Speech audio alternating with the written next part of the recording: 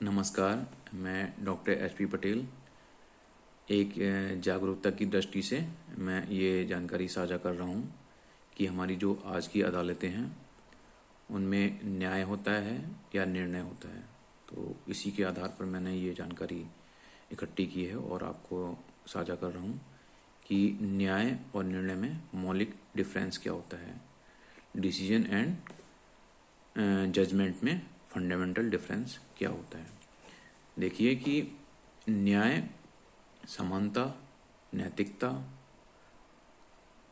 निष्पक्षता और उचित व्यवहार के आधार पर लिया जाता है, जबकि निर्णय तर्क, विश्लेषण और उपलब्ध जानकारी के आधार पर लिया जाता है। तो फ्रेंड्स, आप इस बात का खुद ही एक एनालिसिस कर सकते हैं कि हमारी जो आधुनिक व्यवस्था है अदालतों की, कोर्ट, सुप्रीम कोर्ट की, वो निर्णय की अवधारणा पर आधारित है। और न्याय के केस में दो पक्ष होते हैं और एक निर्णायक होता है, निर्णय करने वाला। तीसरा कोई पक्ष नहीं होता है।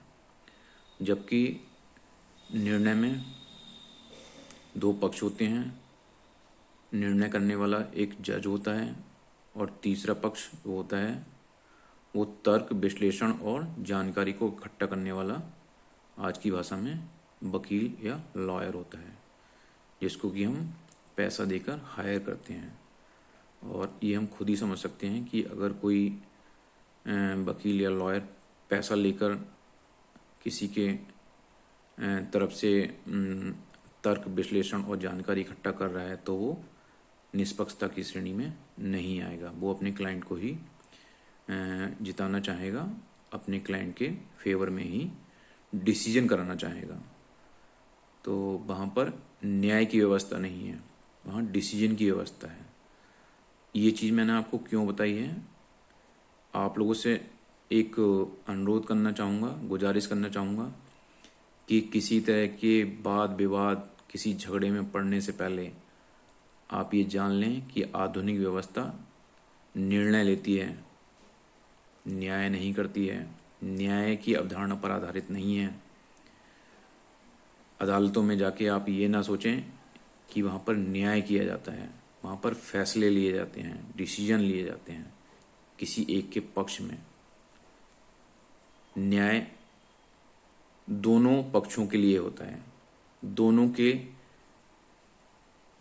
लिए ही एक निष्पक्षता वाले भाव रखना होता है। बट हमारी आधुनिक प्रक्रिया जो प्रणाली है, जो उसमें वकील के द्वारा, जिस वकील ने ज़्यादा मजबूती से अपना तर्क किया, विश्लेषण किया और मजबूत आपने जो है उपलब्ध जानकारी, सबूतों को इकट्ठा कर दिया, तो वो आपके हक में निर्णय दे दिया जाएगा उस जज के द्वारा। तो वहाँ पर वो निर्णायक है, न्याय करने वाला जजमेंट नहीं है वो। तो इसके बारे में विचार करें, सोचें और झगड़े, फसाद, दंगों के बारे में अदालतों में इस अवधारणा को लेकर ना जाएं कि वहाँ पर हमें न्याय मिलेगा। Thank you.